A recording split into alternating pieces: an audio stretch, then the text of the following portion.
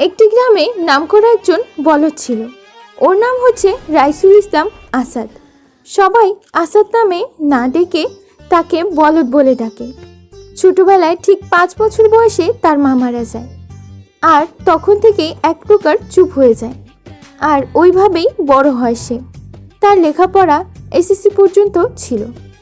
একটা সময় তার বাবা তাকে বিয়ে করিয়ে দেয়, কিন্তু ওর স্ত্রী একজন বুদ্ধিমান মেয়ে আর খুবই সুন্দরী। গায়ের লোক আসাদকে উল্টোপাল্টা কথা বলে, তাই দেখে আসাদ তার স্ত্রীকে ঘর থেকে বাহিরে বের হতে দেয় না। যদিও বা বাহিরে যায়, ইয়া বড় ঘোমটা টেনে বাহিরে যায়। একদিন এক চালাক ছেলে বলদকে প্রশ্ন করে, আচ্ছা বলতো, তুই সারাদিন কি এত কাজ করিস যে বাড়িতে সন্ধ্যায় আসিস? কেন তোকে বলবো? তুই তো আমার সব কথা শোনার পর সবাইকে বলে দিবি। আরে না ভাই, বলবো না। বল না, কি করিস? সত্যি তো? তুই কাউকে কিছু বলবি না তো? আরে না, বলবো না। আরে না ভাই, তুই বলে দিবি। বল না ভাই, আমি কাউকে কিছু বলবো না। তবে শোন, কাউকে কোনো কথা বলিস না যেন। আরে বল তো, ভনিতাবাদ দিয়ে। আমি সকাল 7:30 থেকে বিকাল 4টা পর্যন্ত খেতে কাজ করি। মাঝে 2বার বাড়ি গিয়ে খাওয়া দাওয়া করে আসি, আর ওই জমিগুলোতে বীজ বপন করি। আর 5টা থেকে আমার বাড়ির চারপাশে কিছু সবজি গাছ লাগিয়েছি, সেগুলো ওটাই পানি দেই। আর তার সাথে তার মানে চুপ করে গেলি কেন? না, তুই বলে দিবি। দেখ, তোর সব কথা শুনেছি, বল কি হয়েছে? না, তেমন কিছু হয়নি। আমি বাকি সময় আমার বউকে পাহারা দেই।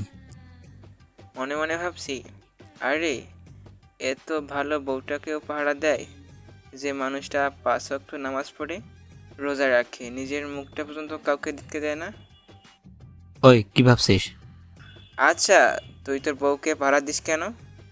শোন তাহলে, আমি জানি আমার বউ খুব ভালো মনের একটা মেয়ে, কখনো কাউকে কটাক্ষ করে কাউকে কিছু বলবে না। আর তাছাড়া সে খুব ধনী ঘরের মেয়ে, আর আমাকে খুব ভালোবাসে।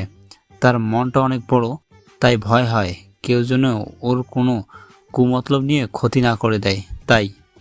ওরে বেটা, মানুষ তোকে বলদ বলে, কিন্তু তুই তো নিজেরটা 16 আনাই বুঝিস।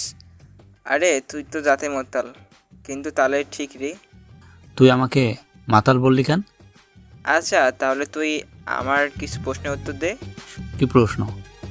কেন তোকে মাতাল বলেছি? এর মানে কি? তুই তো আমার বন্ধু। হ্যাঁ তো? আগে শোন আমার কথা। ঠিক আছে, বল। তোর বাবা আমারও বাবা, হ্যাঁ।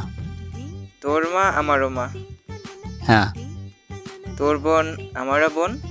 সেটাই হওয়ার কথা। তাহলে তোর বউ মানে?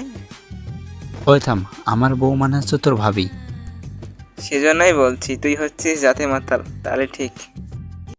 আমাদের সমাজে এমন অনেকেই আছেন যারা নিজেকে খুব চালাক মনে করে, আর যারা কথা কম বলে তাদেরকে বোকা মনে করে বা বলদের তলেই ফেলে দেয়।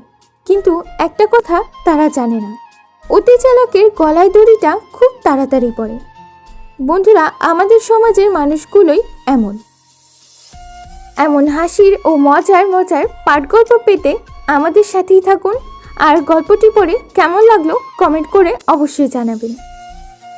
আমাদের অদ্রিনীর ভালোবাসা চ্যানেলটি সাবস্ক্রাইব করে পাশে থাকা বেল আইকনটি অবশ্যই বাজিয়ে দেবেন। আমি শর্মিলা, সবার জন্য রইল শুভকামনা। ধন্যবাদ।